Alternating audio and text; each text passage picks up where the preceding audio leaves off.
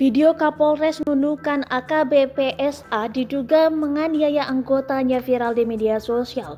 Diduga insiden penganiayaan itu terjadi saat acara Baksos AKBRI 1999 Peduli yang digelar pada 21 Oktober 2021. Dikutip dari kompas.com, AKBP SA diduga kesal karena gambar dirinya tidak muncul pada aplikasi Zoom saat meeting virtual bersama Mabes Polri. Kekesalan tersebut ia luapkan pada anggotanya. Kejadian ini pun telah dibenarkan Kabid Propam Polda Kalimantan Utara Kombes Pol Tiariston Supit. Sebagai anggota kepolisian, Kapolres Nunukan AKBP SA berkewajiban melaporkan hartanya pada Komisi Pemberantasan Korupsi.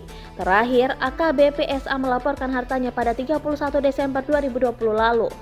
Dalam keterangan laman laporan harta kekayaan penyelenggara negara LHKPN tertulis AKBP SA melaporkan hartanya saat awal menjabat.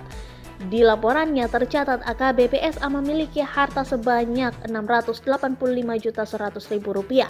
Sumber kekayaan berasal dari alat transportasi miliknya, harta bergerak lainnya, serta kas dan setara kas.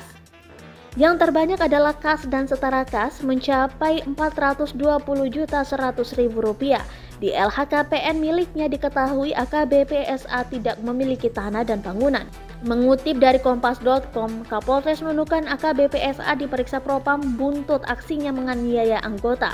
Hal ini disampaikan Kabid Propam Polda Kalimantan Utara Kombes Pol Tiariston Supit. Selain itu, Polda Kaltara telah mencopot AKBP SA dari jabatannya sebagai Kapolres Nunukan.